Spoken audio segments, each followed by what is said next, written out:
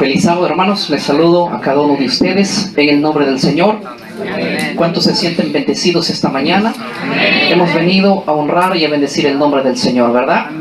Quiero agradecer al equipo de trabajo que nos hemos encontrado aquí en República Dominicana. Nos hemos conocido por primera vez. No nos habíamos conocido ni con el hermano Ramón, ni con el hermano José, que viene desde Puerto Rico, ni con la hermana Sujei, que viene también desde la capital, ¿no? Nos habíamos conocido a través de las redes con ellos, y creo que con algunas personas de aquí probablemente también habremos hablado. La verdad, como hay muchísima gente que nos habla, no tenemos guardado el contacto de muchos. Así que yo voy a pedir, ¿dónde está el equipo? Vengan para acá, mis hermanos, adelante, el equipo que nos acompaña. Ven mi hermana Sujei, mi hermano José, vengan por acá. Me siento más en confianza cuando ustedes están cerca mío. Así que vengan por acá, siéntense en los primeros sillas. Aquí está Ramón. Muchas gracias, mi hermano Ramón, por permitir que estemos en esta mañana en este lugar. Sí, siéntense cerca, aquí, adelante, hermanos. Yo entiendo, he llegado a comprender de que el tema más debatido en los últimos años, ¿saben qué va a ser? El sábado versus el domingo. ¿Cuál es el último tema que va a ser debatido? El sábado versus el domingo. Este va a ser uno de los temas más debatibles, pero déjenme contarles algo con mucha tristeza. Muchísima gente que cree que el sábado es el día del Señor no ha podido todavía defender ciertos argumentos que se andan dando hoy en día. Hay un argumento que es poderoso para muchas personas y que ha sido muy difícil de debatirlo. Yo lo veo porque antes participaba en muchos grupos de debate, ahora miro las redes sociales y encuentro una pregunta que viene de parte de la iglesia evangélica y de parte de la iglesia católica. ¿Saben cuál es la pregunta? Que le hacen a cualquiera que guarde el sábado. Y yo estoy convencido de que la iglesia adventista es una iglesia que cree férreamente que el sábado es el día del Señor, como yo lo creo. Pero esta es la pregunta. ¿El sábado se dio a los gentiles? Esa es la pregunta. ¿Se dio el sábado a los gentiles? A la humanidad. ¿Hay alguna evidencia bíblica que diga que el sábado se le dio a los gentiles? La respuesta es muy simple. Si la hay, demuéstrenmela y yo me hago evangélico, dice todo evangélico. O demuéstrenmela y yo me hago adventista, dice el católico. Si me demuestran bíblicamente que el sábado se haya dado a los gentiles y no existe esa evidencia, entonces, ¿cómo nosotros refutamos esa pregunta que viene con trampa? ¿Sí? Para entender y desbaratar ese argumento que todo evangélico se hace y ataca a todo guardador de la ley, le dice, ¿se dio el sábado a los gentiles o no?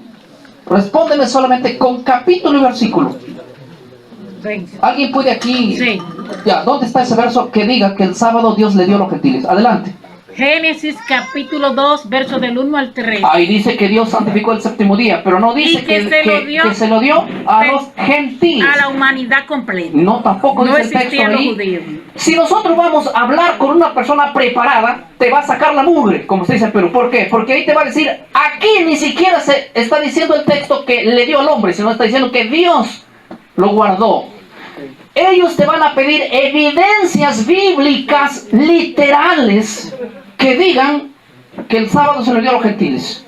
A ver, les reto, y nótenme que yo creo como ustedes, defiendo la veracidad del sábado, pero hoy voy a tomar el papel de que como ustedes van a debatir gente así. A ver, quiero retar y voy a demostrar que la iglesia no tiene argumentos.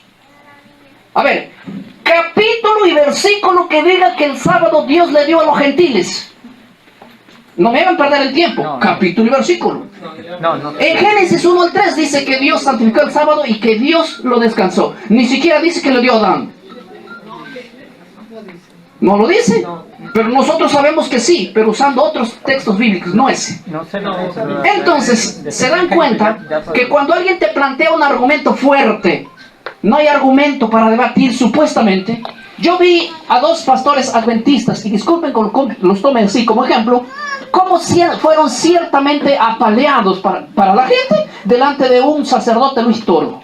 Dos adventistas humillados, y no digo que ellos no tenían la razón, digo que la iglesia no maneja argumentos para cómo defenderse frente a estos ataques. Y si la iglesia no está capacitada, ¿cómo defender sobre el error? Permítame diciéndoles que hemos perdido el tiempo, porque este tema va a ser uno de los temas más debatidos en los últimos tiempos. Y la iglesia tiene que prepararse para defenderse todos sus argumentos. ¿El sábado se dio a los gentiles, sí o no? Ya, demuéstrenlo. No le dio. Vamos a ver, texto bíblico. Hay muchos principios. Muy bien. Hay muchos principios en la Biblia que no hay un texto que lo diga claro, pero tácitamente se sobreentiende. Muy bien. Por ahí todavía podemos decirle no al evangélico, pero ellos lo que buscan simplemente es esto. Si no está escrito, dicen nosotros no creemos. O sea, agarran la Biblia cuando les conviene. Pero lo que hacen es cómo nosotros hoy van a aprender este tema. Vamos a refutar este Por tema. ejemplo, la Biblia no dice no fumes. Y en la antigüedad hubo adventistas que subían al púlpito fumando. Pero la Biblia dice que el cuerpo es templo del Espíritu Santo. Sí. Y hay algo que se define por ahí. O sea, claro. Tácitamente no está expresado literal. Vamos a ver el punto, bien. Vamos a ver el punto. Pero déjeme decir algo también. Claro, el punto es lo siguiente, que estamos metiendo un ejemplo de acronismo. ¿Por qué un ejemplo de acronismo? Porque el tabaco no estaba en el tiempo que se dio la Biblia. Entonces, poner un ejemplo cuando había un mandamiento, a poner un acronismo cuando no existía, estaríamos hablando, demuéstrame que la Biblia habla de dinosaurios, y la palabra dinosaurio es una palabra moderna. Pero en fin, hoy vamos a estudiar cómo vamos a defender este argumento. Y si usted toca conmigo este tema a la luz de la Biblia, usted va a salir con una visión diferente para que pueda defender lo que aparentemente es la herramienta más poderosa que usa la iglesia evangélica en contra de los guardadores de la ley. Amén. Ponga y apunte los textos bíblicos. Para eso nosotros necesitamos ir primeramente a ver los dos pactos. Si a usted le queda claro los dos pactos, usted no va a tener problemas de cómo poder refutar este argumento. Considerando una cosa importante, no existe, aunque ustedes lo busquen, no existe ningún texto literal que diga que Dios le dio el sábado a los gentiles. No existe ese texto literal, así que no pierdan el tiempo cuando alguien que les pregunte, porque no lo van a encontrar, y como no van a lograr encontrarlo, el otro tiene la ventaja de decirte, ya ves que no me puedes demostrar por ningún texto bíblico. Tú puedes argumentar, puedes decir, pero no vas a poder demostrar que hay una evidencia. Y así que no luchen con eso, porque ellos siempre y cuando, si te agarran en público, justamente si hay un Luis Toro que te va a decir dónde está ese versículo, y te va a humillar porque no va a encontrar. Vas a argumentar, pero te va a decir, es argumento, quiero Biblia. Y dígame, ¿hay Biblia? ¿Puso Biblia? No. Y te apabolla. El detalle no es así. Vamos a ver lo siguiente. Primeramente, acompáñeme al primer pacto. Vamos al libro de Éxodo, el capítulo 24. Porque si no entendemos este tema desde un principio, todos los argumentos van a ir en nuestro contra. Pero si entendemos, se van a dar cuenta que todos los argumentos que planteen van a ser derribados con un éxito tremendo. Amén. Éxodo capítulo 24 dice el verso 7 y el verso 8 lo siguiente. ¿Tienen el texto conmigo? Sí. Muy bien, si quieren apuntarlo sería bien. Yo sé que ustedes son estudiantes de la Biblia bastante fuerte, y ahora les refresco la memoria nada más. Dice el verso 7. Y tomó el libro del pacto y lo leyó a oídos del pueblo, el cual dijo, haremos todas las cosas que Jehová ha dicho y obedeceremos. Entonces Moisés tomó la sangre y roció sobre el pueblo y dijo, he aquí la sangre del pacto que Jehová ha hecho con vosotros. Todas, ¿qué dice? Estas cosas. Primera pregunta, ¿con quién hizo Dios el primer pacto? ¿Con quién? Los israelitas. Con los israelitas, no solo con los judíos, porque los judíos son una de las 12 tribus de Israel. Dios hizo el primer pacto ¿con quién? Con los israelitas. escuchen bien esta parte, considérenlo, no se les mueva de la cabeza. Dios no hizo el primer pacto con los romanos, no hizo el primer pacto con Babilonia, no hizo el primer pacto con Egipcio, no hizo el primer pacto con ninguna nación que no sea específicamente una nación que genéticamente provenía de la descendencia de Abraham. ¿Estoy siendo claro? Genéticamente. Ahora, lo segundo que tienen que saber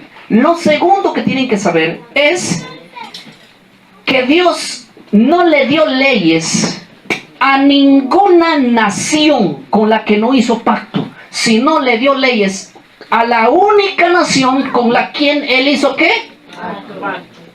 ¿Estoy siendo claro?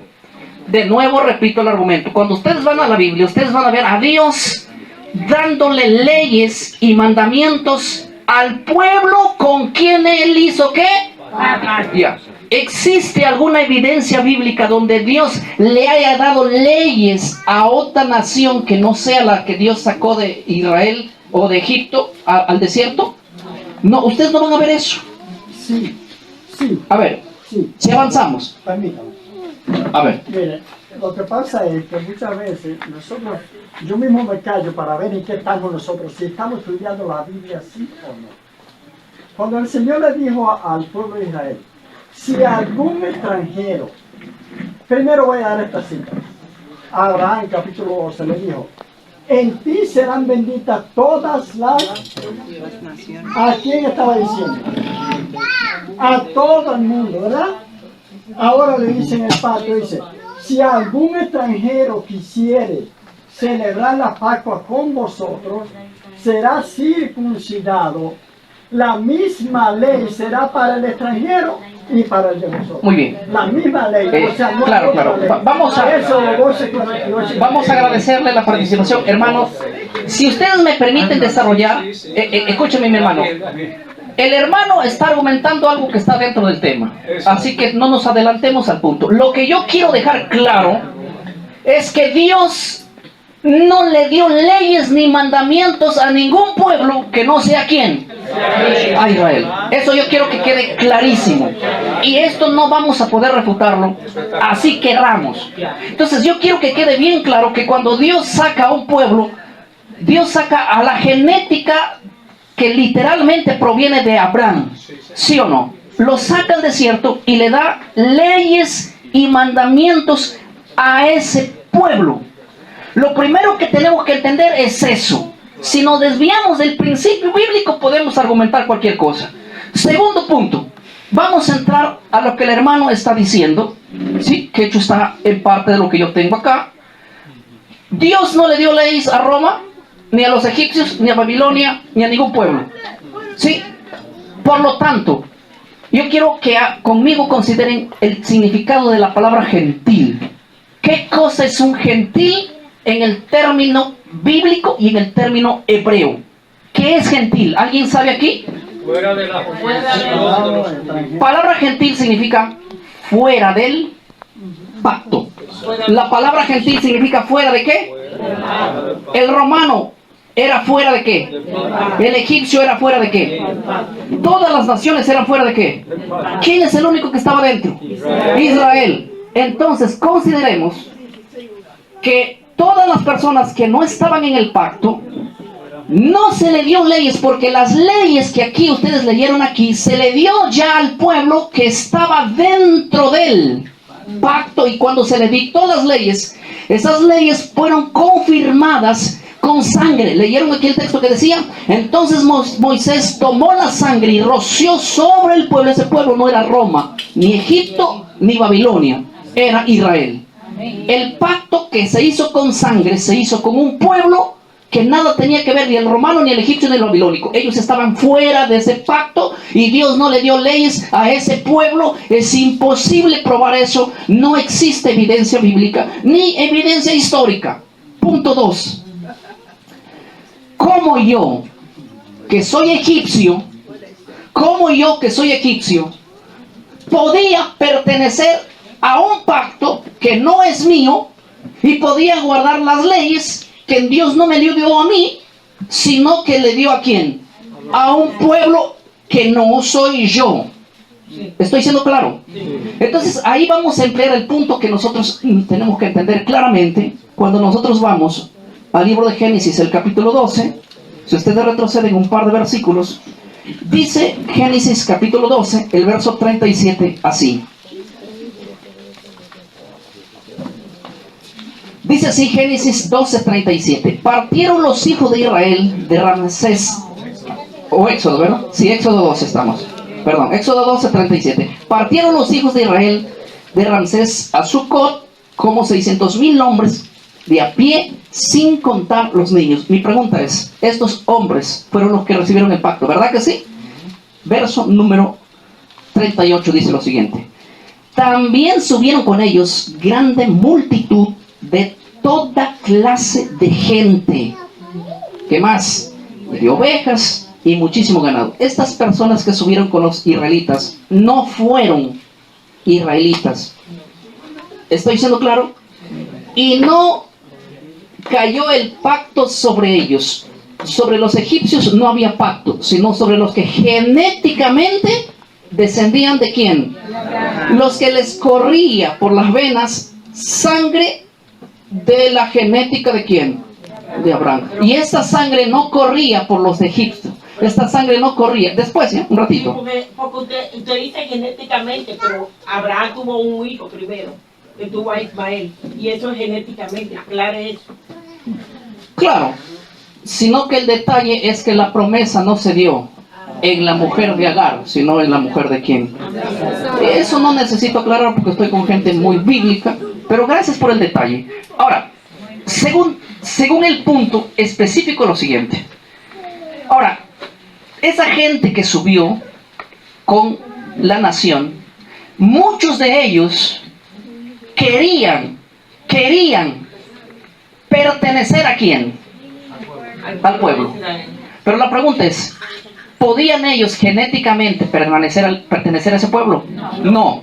La única manera de permanecer, porque hay que entender que las leyes que Dios le da a Israel no eran para los extranjeros, para los que están fuera del pacto, sino para los que están dentro. Noten lo que dice el libro de Éxodo, el capítulo 12, y miren conmigo, vayan ustedes al verso, sí, pero antes de eso quiero que lean el verso 43. Dice así: Jehová dijo a Moisés y a Aarón, esta es la orden de la Pascua. Ningún extranjero comerá de ella. La pregunta es, ¿por qué un extranjero no debía comer de la Pascua? ¿Sabe por qué? Porque la ley, los mandamientos no se dieron para el que estaba fuera, sino para el que estaba dentro. ¿Estoy siendo claro? Pero la pregunta es sencilla. ¿Cómo yo puedo aplicar para mi vida una ley que no se me dio a mí, Dios no hizo pacto conmigo, pero yo quiero permanecer o pertenecer a ese pueblo que Dios sacó de Egipto y con quien Dios hizo pacto? Y ahí lo explica el texto. Sí, el verso 48 que dice: Más si algún extranjero morare contigo y quisiera celebrar la Pascua para Jehová, séale que circuncidado todo varón, entonces celebrará y será como uno. Sí, pero ningún incircunciso podrá comer de ella. Ahora, la misma ley que aplicaba para uno, que Dios le dio a su pueblo, ahora aplica ¿para quién? Para el extranjero. Y el verso 49 dice: la misma ley será para el natural como para el extranjero. Voy a argumentar sobre esto. Este es el punto tan entendible que hay que hacerlo.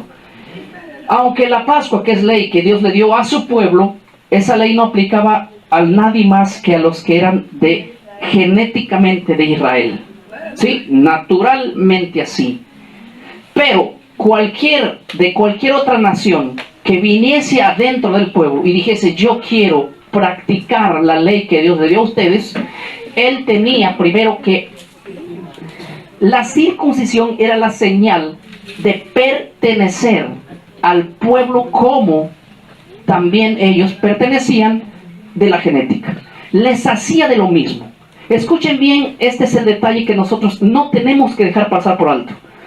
Las leyes no se dieron a ningún extranjero. Las leyes se dieron ¿a qué? Al pueblo. Las leyes no aplicaban a los de afuera, las leyes aplicaban a los de adentro. Pero cuando tú te circuncidabas, la misma ley era para ti y el mismo pueblo, eras permaneciente en el mismo pueblo y tú eras parte del mismo pueblo, aunque no desciendas de la línea genética ¿de quién? De Abraham. ¿Ven cómo se desarrolla el problema? Ya, el gran detalle es este, que si nosotros queremos involucrar a todas las naciones dentro del pacto, no existe eso. Por eso es que vemos varios ejemplos, como cuando nosotros vamos a Génesis 17, vemos la señal del pacto que era la circuncisión, y lo vemos eso en Levítico 12 también.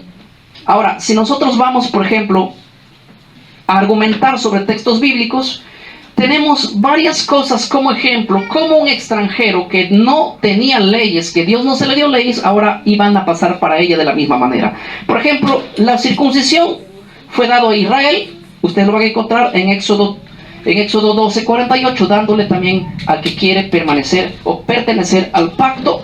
Ustedes van a ver que el sábado Dios la establece en el principio, pero se le da como mandamiento. La primera vez que aparece Israel, pero ustedes van a ver que en Isaías 56 el extranjero que ha entrado en el pacto está llamado ¿a qué?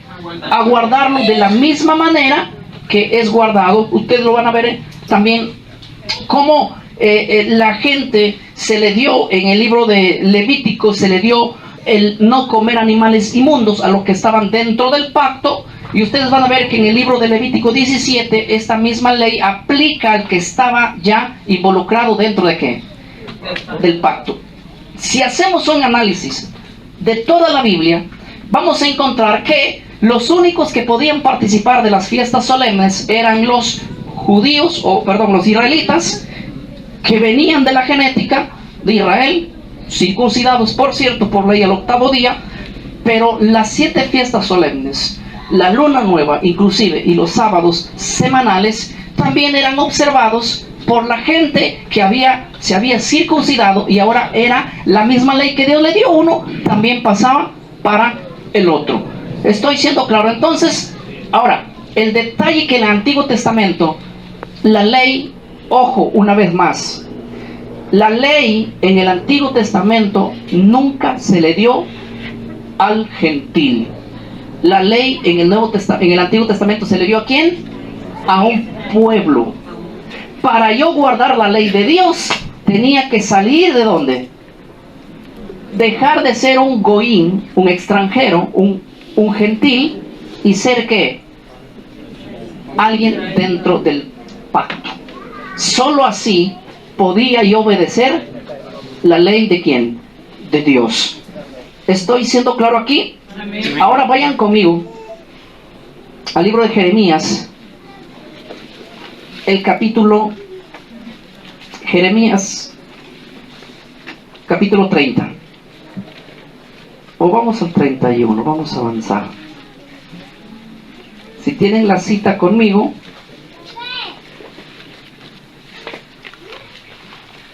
Jeremías 31 dice así.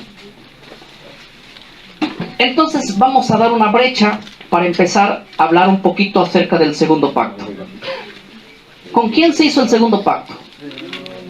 El primer pacto se hizo con Israel. ¿Y el segundo? ¿Con quién se hizo el segundo pacto? ¿Con Israel, con los gentiles o con Israel espiritual?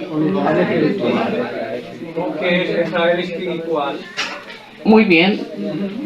Con Israel espiritual, ¿dónde está ese versículo? Con los gentiles, dice aquí, ¿dónde está ese versículo?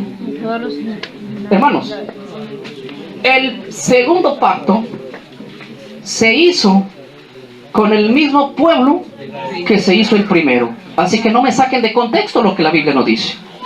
Si alguien dice que el segundo pacto se hizo con Israel espiritual, lo tiene que demostrar. Si alguien dice que se hizo con los gentiles, lo tiene que demostrar. Jeremías 31:31 dice lo siguiente. Dice lo siguiente. He aquí vienen días, dice Jehová, en los cuales haré, tiempo futuro para el tiempo de Jeremías, haré un nuevo pacto con la casa de Israel y con la casa de ¿quién? ¿Con quién se debía hacer el segundo pacto? Con la casa de Israel y con la casa de Judá. Pastor, ¿qué significa esto? Y yo sé que algunos lo saben, y para el que no lo sabe, lo voy a decir en un minuto, y para el que sabe lo refresco la memoria. Escuchen bien. En los tiempos del rey Salomón, después de la muerte de Salomón, su reino, el reino de Salomón, se dividió en dos. 10 tribus quedaron para el norte, las 10 tribus del norte con su rey Jeroboam, y las 2 tribus del sur se quedaron con su rey Roboam. ¿Sí? Dios tenía de alguna manera un trato con Jeroboam y le dijo: mira, tú vas a ser rey sobre estas 10 tribus para siempre, pero mantén el pacto. Y lo mismo le dijo ¿a quién? Al rey, antes, al rey David le prometió lo mismo. Sí, a los reyes que tenían después les prometió lo mismo, pero el detalle es que Jeroboam desobedeció al pacto, y los israelitas eran ahí considerados como 10 tribus ya. Las 10 tribus del norte tienen un nombre, se les llama la casa de Israel. ¿Sí? ¿Cómo se le llamaba a las 10 tribus del norte? La casa de Israel. Y a las 2 tribus del sur se les llamaba la casa de Judá, porque estaban 2 tribus ahí en una, la tribu de Judá y la tribu de Benjamín. Estaban los 2 ahí. ¿Amén? Ya. Entonces, cuando Dios está diciendo en Jeremías, vienen días que yo haré un nuevo pacto con la casa de Israel y con la casa de Judá, está diciendo: voy a hacer un nuevo pacto con las 12 tribus de Israel. Ese nuevo pacto no es el antiguo pacto hecho en el desierto, ese día cuando Dios visitó a su pueblo. Ese nuevo pacto era un pacto que vendría del futuro, el cual lo vamos a ver su cumplimiento. Lo que quiero que quede claro es que el nuevo pacto Dios promete hacerlo ¿con quién? No con un Israel espiritual, no con un Israel o con los gentiles. Dios lo promete hacer con el mismo pueblo, con el mismísimo pueblo. Amén. Así que ustedes van a ver que Cristo hace lo mismo, un pacto con 12 discípulos, ¿sí? Todos judíos, me explico, pero aplica la misma porción, en el sentido, el mismo. Aquí hubo un pacto con sangre en el Antiguo Testamento, ¿se acuerdan? Y en el Nuevo Testamento, Jesús, en el libro de Lucas, también aplica lo mismo, el mismo detalle de que él esa noche en la cena, vamos a leerlo este texto, Lucas 22:20, para poder ver que el segundo pacto es con sangre, ya no una sangre de animal, sino que Cristo promete su propia muerte. Lucas 22 dice así el verso número 20. Vamos a ver. Amén. Permítame leerlo para que se escuche y que todos podamos captar. Lucas, el capítulo 22, dice así el verso número 20. Lo leo. De igual manera, después que hubo cenado, tomó la copa diciendo: esta copa es el nuevo pacto que en mi sangre, que por vosotros se ha derramado, se derramaría, porque aún no había sucedido. El detalle es, cuando ustedes van a Hebreos 8:8, van a encontrar que el libro de Hebreos hace alusión a Jeremías 31:31 y lo aplica en Hebreos 8:8, donde en Hebreos 8:8 dice: he aquí vienen días que haré un nuevo pacto con la casa de Israel y con la casa ¿quién? de Judá. Ese es lo que está arrastrando el autor de Hebreos, diciendo que ese pacto lo hizo con el mismo pueblo. No estaban allí ninguna nación. En el nuevo pacto no hay rastro para el peruano, para el boliviano, para todas las naciones. No, es un pacto hecho única y exclusivamente con un pueblo, con el mismo pueblo que no fue llamado al principio. También no es llamado en el nuevo pacto. La pregunta es la siguiente, y es la misma lo que se aplica en el nuevo pacto. Por eso ustedes no van a encontrar ninguna ley que se le dio al gentil, ni en el antiguo ni en el nuevo pacto. Sencillamente, cuando alguien dice, dime dónde el sábado fue dado a los gentiles, tú le vas a decir, ninguna ley fue dada a los gentiles en el nuevo pacto. Todas las leyes que se dieron ¿a quién? A los que estaban dentro de ¿qué? Del pacto. A los que estaban dentro de ¿qué? Del pacto. Y ustedes van a ver que todos los gentiles que entraron al nuevo pacto están guardando las leyes que Dios le dio ¿a quién? A un pueblo. Cuando alguien dice, es que yo no guardo el sábado porque el sábado no se me dio a los gentiles, ¿sí? Yo no voy a aclarar con texto bíblico el mal planteamiento que ellos hacen con respecto a lo referente. Miren, entendiendo entonces esto, nosotros, por ejemplo, hablamos, alguien por aquí dijo, el nuevo pacto se hizo con un Israel espiritual.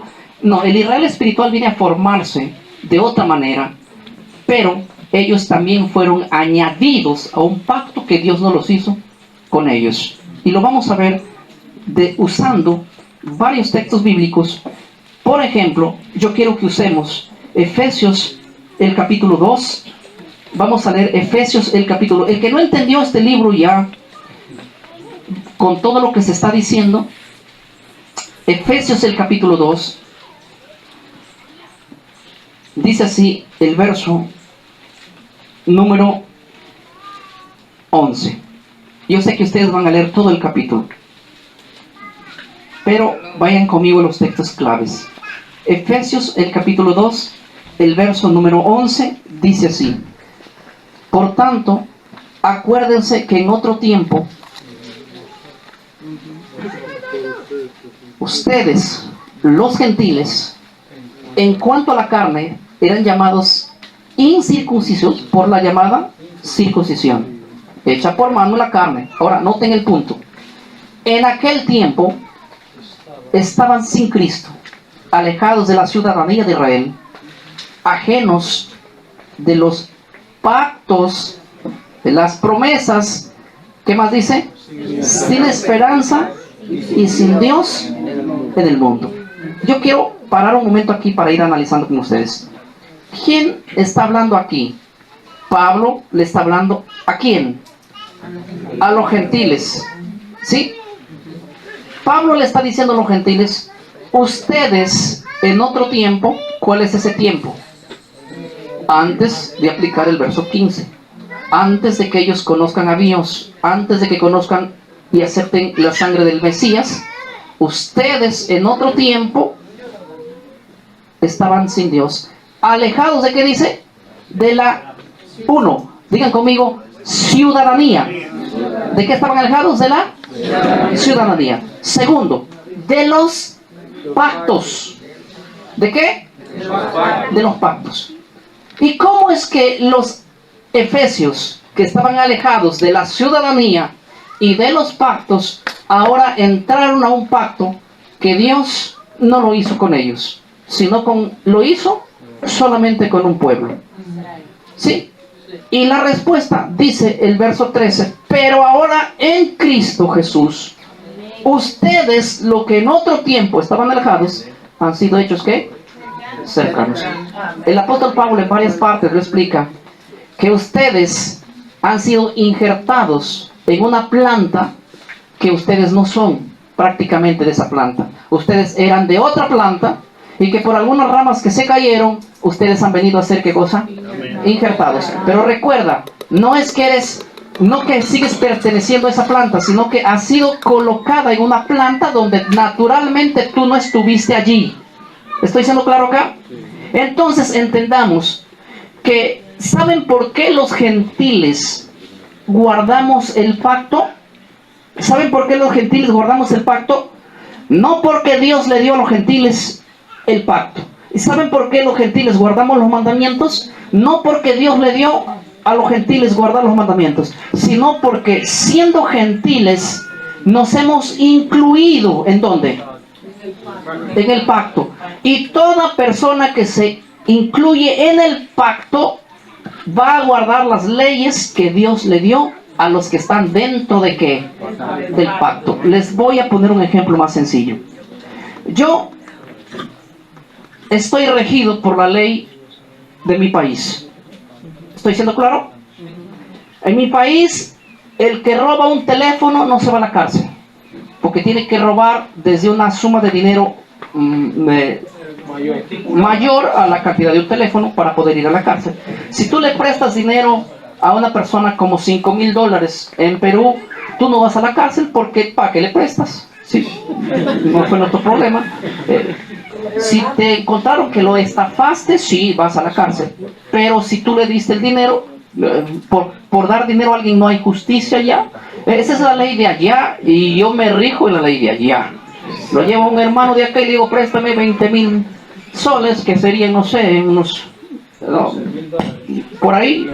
Y me presta en Perú, le digo, acá nadie hay justicia, que va por ahí y nadie le va a hacer justicia porque está en Perú, ¿sí? ¿Sí? Yo, bajo mis leyes, bajo mi nación, soy protegido, no me pueden culpar por algo que no. Estoy siendo claro, pero yo no sé cómo funciona la ley aquí, puede ser igual, puede ser diferente, yo no lo sé, pero déjenme decirles que yo no puedo venir con mis leyes de la cabeza de Perú, lo que funciona, y querer aplicarlo acá. Sí, no puedo venir de esa manera. Entonces lo que quiero decir es lo siguiente. Tú cuando eres un gentil, el gentil no tiene ley. Por eso la palabra gentil viene del griego, del hebreo goín, que significa fuera del pacto. Y recuerda que Dios no tiene leyes a los que están fuera, sino a los que están ¿qué? Dentro del pacto. Ahora, cuando tú entras al pacto del Señor, cuando tú entras al aceptar la sangre de Cristo, las leyes que Dios le dio a su pueblo automáticamente pasan para ti. ¿Sí? Entonces tú no puedes decir, yo estoy ahora dentro del pacto, pero no me puedo regir por las leyes que Dios le dio a su pueblo. Es una locura lo que están diciendo. Es como decir, yo quiero vivir en Dominicana, pero quiero regirme bajo las leyes de Perú. No funciona eso así. Entonces automáticamente la Biblia no tiene que decir que Dios le dio ley a los gentiles, porque Dios nunca le dio ley a los gentiles. Dios le dio leyes a su pueblo. Amén. Y los que entramos a ser parte de su pueblo y de su pacto, las leyes pasan a ser de nosotros y lo tenemos que guardar automáticamente, porque el que ha entrado en la gracia de Cristo no puede quebrantar el pacto que Dios le dio a su pueblo. ¿Estoy siendo claro? Ese es un detalle muy importante, que nosotros no tenemos que pasar por alto. Y es lo que está diciendo Efesios. Por tanto, acuérdense que en otro tiempo, ¿cuál es ese otro tiempo? Cuando no habías conocido a quién. Sí, cuando no estabas dentro de él. No estabas con la ciudadanía. ¿Qué más dice? Ni tampoco sin esperanza y sin Dios. Sin promesas y sin pacto. Simplemente, imagínense esta... ¿Cómo le llaman esta? Cabaña, ya. Imagínate la cabaña. Todo el que está fuera de la cabaña está propenso al sol. Todo el que está dentro está, ¿qué? Automáticamente bajo la sombra de esta cabaña, ¿verdad? Sí. Y así lo mismo sucede. Dios le dio leyes y mandamientos a los que estaban dentro del pacto. Y sabe que Cristo vino a hacer un pacto con la casa de Israel y con la casa de Judá. Y el gentil, para formar parte de ese mismo pueblo, él tiene que entrar. El gentil ya no puede ser llamado un israelita literal. ¿Él qué cosa es? Un israelita, lo que ustedes dijeron. ¿Un israelita qué? Espiritual. Él ha llegado a formar parte del mismo pueblo, con las mismas leyes, con los mismos derechos, pero él no puede ser un israelita literal. Pero Pero considere que Dios no hizo pacto con israelitas literales, el segundo, con israelitas espirituales, sino con israelitas literales, que los israelitas espirituales adoptaron ese nombre después de entrar, ¿a dónde? Al pacto. Sí captamos, ¿verdad? Aquí Está claro todo. está claro todo. Sí, no, que yo quería decir que por eso es que Pablo primero habla de ciudadanía, porque se está haciendo ciudadano se está haciendo judío, israelita automáticamente. Él era israelita. No, yo digo al que entra en el pacto, Claro. se está haciendo ciudadano. Correcto, eso es lo que estamos, por eso es que en el libro de nosotros, por ejemplo, cuando entramos en 1 de Corintios 7, por ejemplo, ustedes van a ver que los que están dentro del pacto en la sangre de Cristo, no hace falta la circuncisión. ¿Por qué? Este es un detalle que quiero aclarar. Sí, primer punto, miren. En el antiguo pacto, la señal para permanecer o para entrar al pacto era a través de la circuncisión. Y Pablo dice que el nuevo pacto ya no es esa, sino que la señal de entrar dentro del pacto, ¿qué cosa es? El bautismo. ¿Aceptar a quién? Al Mesías. Le da Pablo a ese énfasis de la señal de haber entrado. Por eso es que cuando ustedes leen el libro de Romanos capítulo 2, verso 28, Pablo dice que la circuncisión nada es. ¿Sí? ¿Por qué? Hay otra cosa que quisiéramos entender, el punto específico aquí. Yo voy a ir avanzando. Quiero dos cosas. Primero, hay dos grupos de personas. Las personas que creen que el primer pacto o que el segundo pacto Dios lo hizo con los gentiles. Ellos involucran que el segundo pacto Dios lo hizo con los gentiles. Hay que entender que no, Dios lo hizo con Israel también el segundo pacto. Nosotros hemos sido llamados e injertados en Israel. No por la genética, sino por creer en Cristo, y formamos de todas las naciones un Israel en la sangre de ¿quién? Del Mesías. ¿Verdad? Ahora, hay otro grupo de cristianos que aceptan muy bien esta parte, que entienden muy bien que con Israel es el que se hizo el segundo pacto. Ellos consideran un endiosamiento, entre comillas, a Israel. Por ejemplo, la doctrina del dispensacionalismo enseña que nosotros vamos a ser salvos de dos maneras. El gentil va a ser salvo, ¿dónde? En el arrebatamiento de la iglesia, y el judío va a ser salvo durante el periodo de los 7 años. Eso enseña que la doctrina del dispensacionalismo enseña eso. Ellos creen, para los que pocos saben, o quizás muchos saben, el arrebatamiento de la iglesia, Dios viene a llevar a gentiles. Sí, pero hay 7 años aquí donde Dios va a tratar con su pueblo, dicen, con el pueblo literal, que son los judíos. Ahora, donde ellos dicen que todo Israel, ¿qué cosa? Va a ser salvo, basado en el libro de Romanos, un texto que también han transversado. Entonces, la mayoría, yo les digo, como las iglesias que nosotros pertenecemos, la Asociación Pastoral de las Iglesias Evangélicas, ellos creen que Israel hoy día mismo todavía sigue siendo, ¿qué cosa? El pueblo de Dios. Esta doctrina es bastante influyente. Si todo evangélico predica esa doctrina, y es casi como hablar, como cuando un adventista hablase en contra del sábado, así de hereje lo miran a una persona que empieza a decir que Israel ya no tiene que sigue siendo el pueblo de Dios aún en el presente. Les digo una cosa así: hoy en día el 97% de los judíos no aceptan ¿a quién? A Cristo. El 97%, no estamos hablando ni siquiera del 5%, estamos hablando de un pueblo pequeño, o sea, de una cantidad pequeña dentro de los judíos que aceptan al Mesías como el Salvador. Yo siempre cuando hablo les digo, ustedes pueden demostrarme, con un escrito está, no con argumentos, sino con un escrito está, pueden demostrar que va a haber salvación sin aceptar la sangre del Mesías. No. Segunda pregunta, ¿se puede decir que son pueblo de Dios todos aquellos que han despreciado la sangre del Mesías? Jesús se puso en pie frente a los judíos y les dijo así: yo soy el camino. ¿A dónde? Al Padre. Él es el camino al Padre. Nadie, sino por dónde. O sea, nadie puede ir a la presencia de Dios si no ha aceptado quién. Él dijo: yo soy el camino.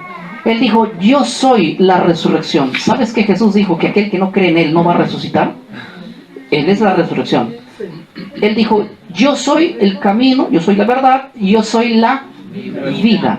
Entendamos entonces eso. Yo sé que ustedes entienden muy bien este punto, pero gran parte del cristianismo, sobre todo cuando hablamos de la iglesia evangélica, en el 100% se cree que Israel va a ser salvo porque las promesas de Dios con ellos son irrevocables.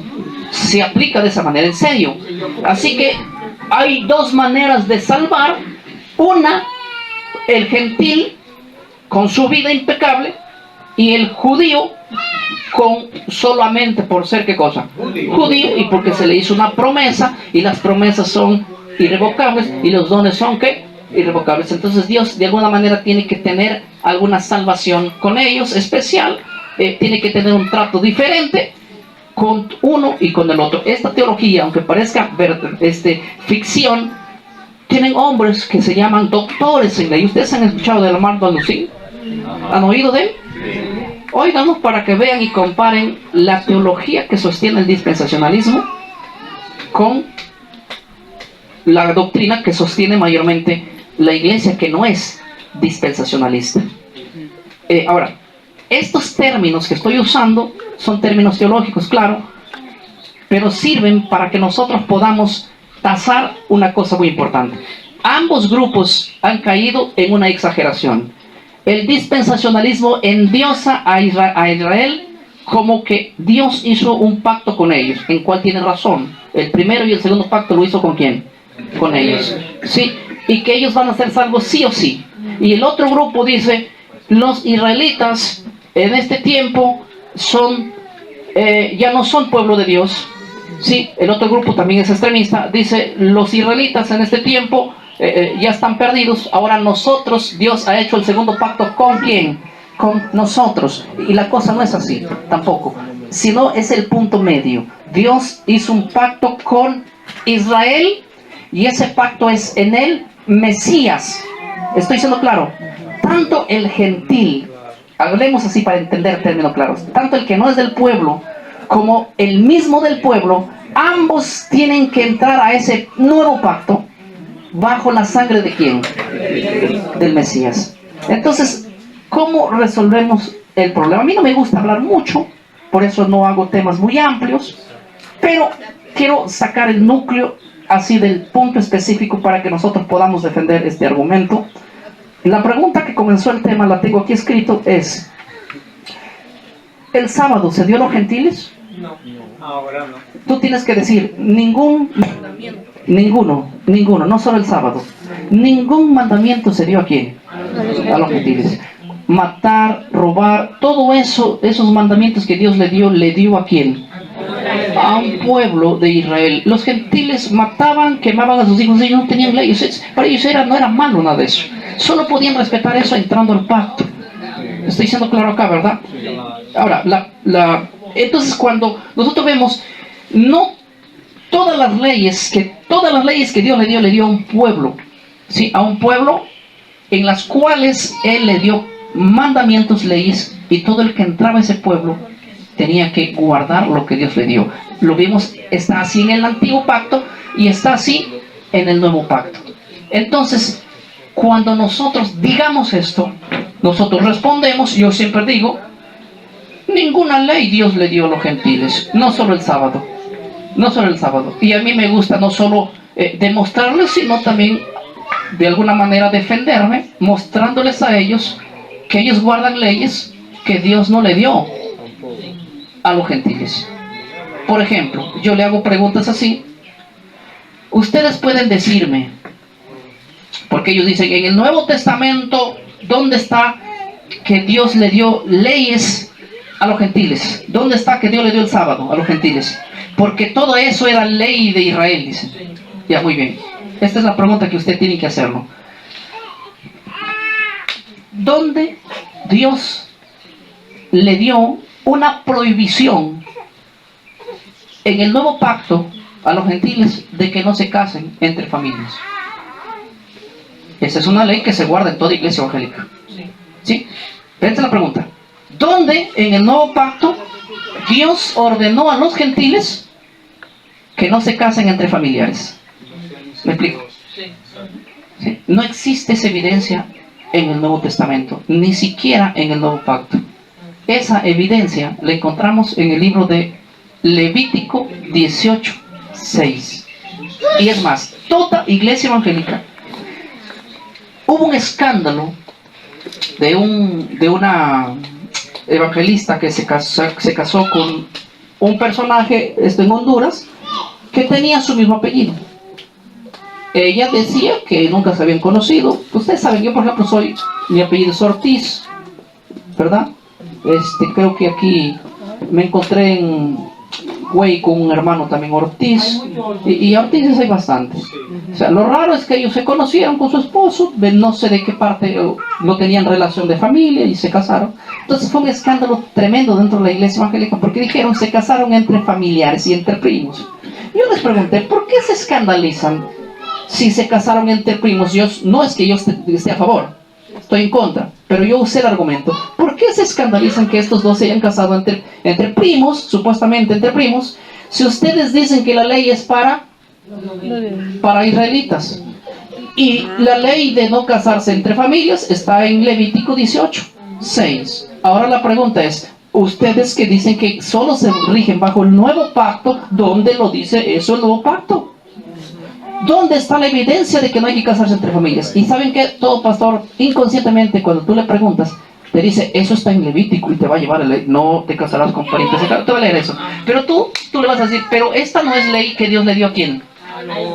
No, que esta es una ley de Moisés, que ellos lo llaman así, ley de Moisés. Ahora, ¿cómo tú estás aplicando la ley de Moisés acá? Yo te estoy preguntando, bajo la lógica, si yo no debo guardar el sábado porque no está en el nuevo pacto, y tú dices que no debes guardar una ley que no dice el nuevo pacto, entonces ¿cómo estás aplicando una ley que tampoco lo dice el nuevo pacto y que tampoco se le dio a los gentiles? ¿Sí? Si hay que juzgar por eso, déjame decirte que estamos los dos en el mismo saco, le digo yo. Pero y cuando entonces le dicen a uno como uno refuta que ellos dicen que eso se aplica a amar al prójimo. También. Exacto. ¿Cómo no la entendí, mi hermanita? Que ellos refutan eso diciendo que se le dio un nuevo mandamiento, amar a Dios. Amar a Los Dios. dos mandamientos resumen, los mandamientos Muy bien, muy bien. resumen. Amarás a tu Sí, voy a contestar ese argumento que es bastante bueno. A mí siempre me dicen, pastor, pero es que tú no sabes que Jesús trajo 2 mandamientos nuevos. Es lo mismo. Sí. Yo le digo, ¿cuál es el primer mandamiento que Jesús trajo nuevo? Amarás a Dios con todo tu corazón, con toda tu alma y con toda tu mente. ¿Y dónde está eso? ¿Acaso Jesús cuando eso dijo lo sacó de su cabeza? ¿Estaba dando ese mandamiento? No, ese mandamiento está en el Antiguo. Deuteronomios 6:5. Y amarás a tu prójimo. Es amarte a ti mismo, dice la Biblia. Eso está, ama a tu prójimo como a ti mismo. Está en Levítico 19:18. Si no mal recuerdo, pueden verlo ahora mismo. Ahí está ese mandamiento. Cuando Jesús dijo un mandamiento nuevo, hoy no se estaba refiriendo que era nuevo. ¿Sí? Exactamente. Entonces, miren, yo estoy demostrándoles para que ustedes se defiendan que ellos cuando les conviene guardan mandamientos que no lo dice el Nuevo Testamento por ninguna parte, que solo se lo dieron a Israel, y cuando no les conviene quieren de que ustedes demuestren bíblicamente esto. Les voy a poner un último ejemplo y luego le damos a usted. La iglesia evangélica es muy estricta en la manera de vestir, aunque también hay iglesias que son un poco más liberales, a juzgar por ello, pero les explico lo siguiente. La iglesia evangélica en su gran mayoría es una iglesia muy conservadora en la manera de vestir, ¿sí? Es más, Eso es cierto. el 80% de la iglesia evangélica prohíbe que una mujer se ponga pantalón. Hablo de la iglesia evangélica como oral porque pertenezco a ella y veo cómo es. Sí, una mujer que se ponga pantalón y ya está con su palo al hombro para que se queme en el lago de fuego. Ya. Tiene que cargar su leña para que quemarse ella sola. Ahora, la pregunta es, yo siempre les pregunto, ¿por qué eso? Y ellos responden así, porque está prohibido que una mujer utilice ropa de hombre. Sí, muy bien. Sí, y la pregunta es, ¿dónde lo dice en el nuevo pacto? Porque si tú me dices que no hay que guardar la ley de Moisés, entonces omitamos ese verso, vamos a ver en nuestra ley que nos corresponde a nosotros, porque el Evangelio piensa eso. ¿Dónde dice eso? ¿Dónde está prohibido que un hombre se vista como mujer y una mujer como hombre? ¿Dónde? ¿Dónde? En el libro de Deuteronomio. Ah, muy bien. O sea que tú dices que no judaizas a tu iglesia, porque judaizar a la iglesia es llevarlo a la ley de Moisés. Ahora tú le estás judaizando de una manera inconsciente, de la manera que estás prohibiendo. Y eso es regla como regla a rajatabla en la iglesia evangélica. Pero cuando tú preguntas si hay que guardar el sábado, ellos dicen, no es para los gentiles. No, porque esa ley fue para quién. Pero también el no casarse con un familiar, el no vestirse como hombre, como mujer, también era para Israel. ¿Y por qué lo guardo yo? Porque me introduje a Israel, ¿sí?, bajo el pacto, y esa ley es para mí ahora. Pero en este caso, ellos viven como en República Dominicana y quieren guardar una ley sí y la otra ley no. Cuando una sola ley rige, ¿qué? Para todos, ¿verdad? Yo voy a ir abarcando el tiempo, creo que... pero al hermano que le dije que levantó la mano. No, ya hermano, usted confirmó porque escucho que usted dice mucho ellos, no nosotros. Entonces yo tengo, le hablo como los evangelios porque Que yo soy a eso. Ah, ya, muy bien. Adelante. Sí. Sí, ¿usted es evangélico? Sí. Yo me siento en familia con mis hermanos evangélicos. Ah, bueno. Denle la bienvenida. Pero esa es la razón, que sucede o no sucede esto. Y le voy a decir otra cosa. Como pastor evangélico, yo los días miércoles en Perú, cuando estoy, me voy al grupo de pastores que somos más de 50. ¿Y sabes qué? Cuando ellos me dicen así, ve, el sábado no se debe de guardar porque está en el antiguo pacto. Y yo le digo, ¿y el diezmo? Porque la iglesia evangélica, en la gran mayoría, si no diezma, hermano, está disciplinado. Pero ¿dónde hay base en el nuevo pacto para decir eso? No existe. Ah, ya, eso lo dice el antiguo pacto. Y basado en el antiguo pacto es que se observa. Es que ellos lo observan, pero ellos no. Hay que decir que la primicia. A mí me escribieron los hermanos de Colombia, hermanos de la iglesia evangélica, la cuadrangular y otras, y me contaron todo lo que sucede en estos principios de año. ¿Saben lo que sucede? Las primicias se tienen que dar sí o sí en la iglesia evangélica. Y escuchen bien lo que voy a hablar un poquito sobre las primicias. Pongan atención, pongan atención. Existen 7 fiestas solemnes en Levítico 23. La primera es la Pascua. La segunda, los panes sin levadura. La tercera, las primicias. La cuarta es la fiesta de las semanas o la fiesta del Pentecostés. Viene la otra fiesta que es la fiesta de trompetas. Viene la otra fiesta que es la fiesta de Yom Kippur, el día de la expiación. Y viene la otra fiesta, la séptima, que es la fiesta de las cabañas. ¿Y saben qué dice la iglesia evangélica? Todas estas fiestas están ¿qué? Abolidas, porque era ley de Moisés, se le dio a un pueblo, se guardaba allá en Jerusalén. Pero cuando se habla de dinero, se agarra las primicias que están en medio de las 7 fiestas y se quiere aplicar y urgentemente para irnos de vacaciones. ¿Para qué más? Hay que manipular a la gente y decirle la ley de Moisés está anulada, menos la primicia, porque aunque esté dentro de la ley de Moisés, es una fiesta vigente. No, de verdad se lo digo. Pero se acude y se dice lo siguiente: el que me guarda una ley de Moisés está obligado a guardar ¿qué? Toda la ley. Entonces ya me guardaron una ley, ya estoy contando 2, ya estoy contando 3, estoy contando ya 4. Entonces ahí yo les digo, ¿se dan cuenta? Que el que está judaizando a la iglesia son ustedes.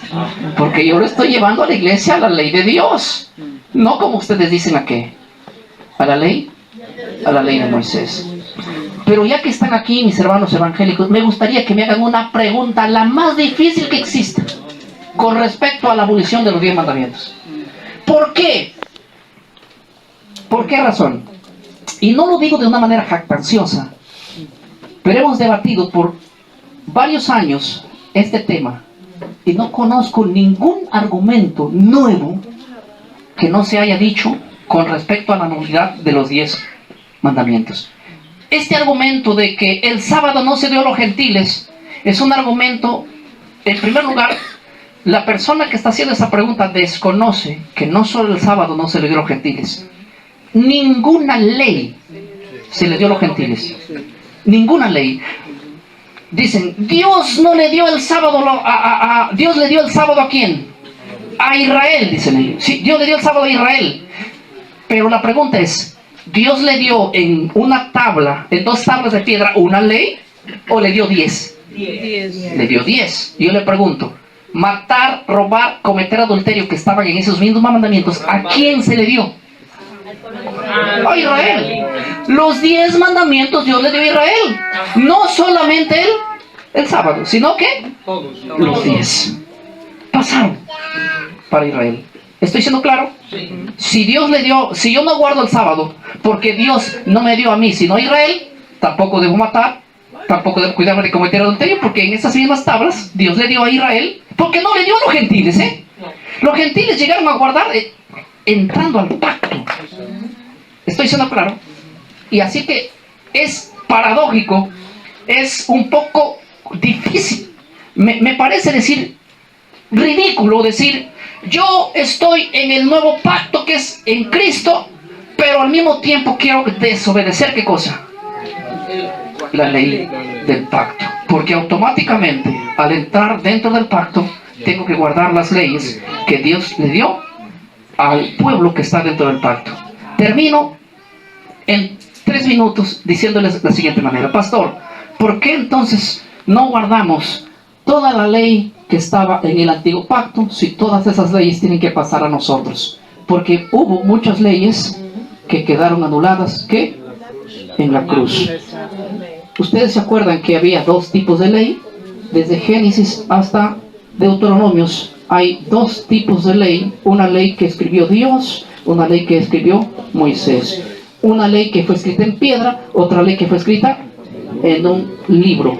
Una ley que era específicamente donde tenía contenidos de sombra, y una ley que es completamente eterna. Sobre una ley Cristo dijo, yo no he venido a anular esta ley. Mientras existe el cielo y la tierra, ni una jota ni una tilde caducará. ¿Sí? Pero no pudo haber dicho de la ley de Moisés, porque se anularon de la ley de Moisés muchos mandamientos que son más que jotas y más que simples tildes. Por eso no nos circuncidamos, no sacrificamos animales, no apedreamos a nadie, porque todas esas leyes eran leyes transitorias y que caducaron de alguna manera. ¿Dónde? En la muerte de Cristo. Pero decir allí que se anularon la otra ley, que es ley de Dios, es una locura teológica, y hacemos una pesadilla teológica, ya que la mayoría de nosotros repetimos cosas que no están en la Biblia. Hace poco venimos de una iglesia evangélica donde había pastores evangélicos. Yo le hice una pregunta a un pastor evangélico y le diga, ¿me puede recitar el primer mandamiento de la Biblia? Y me terminó recitando lo que no me sorprendería que otro pastor responda, es el primer mandamiento del catecismo. ¿Cuál es el primer mandamiento del catecismo? Amarás a Dios sobre todo la cosa. Yo le dije, hermano, discúlpame, pero ese no es el mandamiento de la Biblia, ese es el mandamiento del catecismo. Y claro, ahí no va a estar el sábado, ahí va a estar el domingo. Entonces, el detalle es que hemos desconocido este tema. ¿Y por qué? Porque este tema no se ha formado en nosotros. Es completamente antibíblico decir que los 10 mandamientos se terminaron anulando con 9. Visitaba Bolivia, hablaba con el profesor de teología de la Universidad de la Iglesia Metodista. Le llamamos por teléfono y le dijimos, nos gustaría tener una entrevista con usted sobre el tema. Usted cree que el domingo es el día del Señor, yo creo que el sábado es el día del Señor. Entonces él nos dijo, bueno, yo pedí información porque quería conversar con los que forman a los pastores de la teología. Entonces yo dije, bueno, mejor candidato que sea no con un pastor que estudia en la universidad, sino con el profesor. Sacamos la cita y él dijo, bueno, vayan a mi casa. Fuimos hasta la universidad. Me acompañó un hermano Marcelo Vilca, no sé si usted lo conoce. Fui con él. Entonces entramos y hablamos de esto. ¿Por qué el sábado y por qué el domingo? Y ese video está en YouTube, lo hemos puesto ahí, le pedimos autorización, claro, y él nos dijo sí, con la única condición que yo no quiero que salga mi cara, porque, bueno, no sé por qué, él es una persona muy influyente, pero dijo, bueno, y todos los temas, todas las preguntas que hicimos, si ustedes han visto, quedaron en el aire. ¿Por qué? ¿Por qué es así? Porque no existe base bíblica ni base histórica para probar que el sábado ha quedado anulado y que en su reemplazo, para que sigan habiendo 10 mandamientos, sea colocado el domingo. Ya que cuando tú estudias la historia de los primeros 5 años o 5 siglos de la iglesia, desde el siglo I hasta el siglo V, tú encuentras a toda la iglesia guardando el sábado. Siglo II, siglo III, siglo IV, siglo V. Los concilios que se armaban eran justamente para quitar esa mentalidad de la iglesia. Y ¿sabes qué? Aún el Papa Silvestre, él ordenó un ayuno obligatorio el sábado para que la gente deje de guardar ese día. Su lucha era contra ellos después de la institución. ¿Por qué? Si Pablo nunca les enseñó a guardar el sábado a los gentiles, ¿por qué lo guardaba la iglesia en el siglo II, III, IV, V? ¿Por qué lo guardaba? Por una razón. Porque ellos habían entrado al pacto y entendían que los que estaban en el pacto, todas las leyes que habían sido para un pueblo, ahora pasaban a ser también de ellos. ¿Sí? Por eso es que Dios en la tierra nueva establecerá lo mismo que fue establecido en la tierra nueva. Cuando Dios creó el cielo nuevo, ahí ustedes ven el sábado, ¿verdad? En el cielo nuevo, tierra nueva, ustedes van a ver qué cosa, el mismo sábado. Porque el plan de Dios fue eso, tener lo mismo, el principio y el final. Y dice en Isaías 66 que todos los sábados estaremos así en Jerusalén reunidos. Dice que no hay dominicales. Y esa palabra me tiene que golpear primero a mí. Me tuve que increpar con esa palabra y decir, bueno, yo tengo que decir y estudiar de dónde vino el domingo, porque la iglesia guarda el domingo y porque nosotros tenemos el domingo.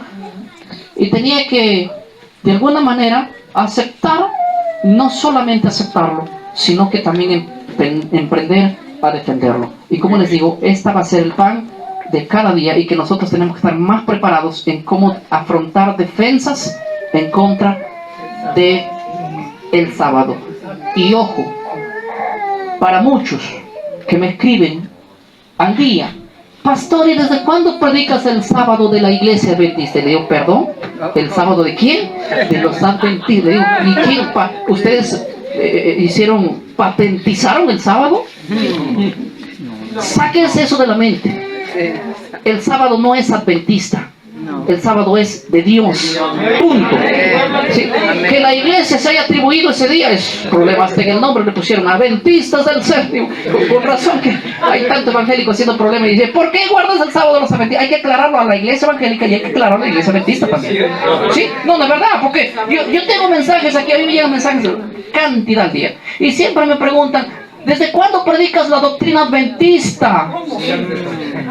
Y yo le digo, ¿cuál? ¿Me puedes señalar una? Me dicen, el 4º mandamiento, el sábado. Y le digo, estás loco, hermano. Discúlpame. Que te vamos a llevar al 28, discúlpame. Pero el sábado no es adventista. Agradecemos que haya una institución en el mundo que se identifique y que defienda eso. Y todos deberíamos ser como eso. ¿Sí? Hermanos, y los hermanos evangélicos. No somos evangélicos. ¿Sí? Y a todos los que están. Escuchen bien lo que voy a decir. Iglesia, nosotros como cristianos que somos, tenemos que aprender a llamar doctrina a lo que es Biblia y doctrina a lo que es doctrina, porque sí hay doctrinas que sí surgieron en ciertas denominaciones, en concilios, pero netamente, específicamente, si hay una doctrina, se la tiene que probar ¿con qué? Con un escrito está.